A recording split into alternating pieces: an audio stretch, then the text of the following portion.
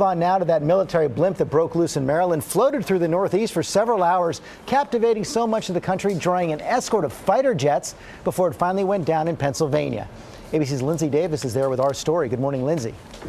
Good morning, George. Not since the balloon boy hoax a few years ago has this country been so fixated with a helium balloon floating away. But this was no hoax. The military is now guarding the road to where this blimp landed.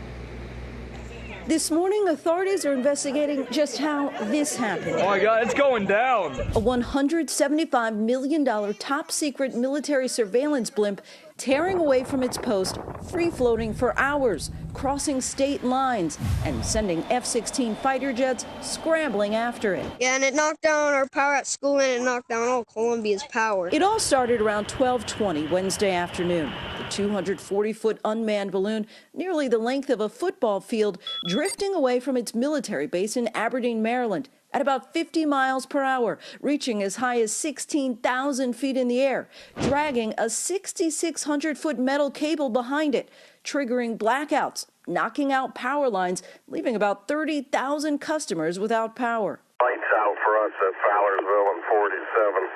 So you lost power out there also. Route 11's dead.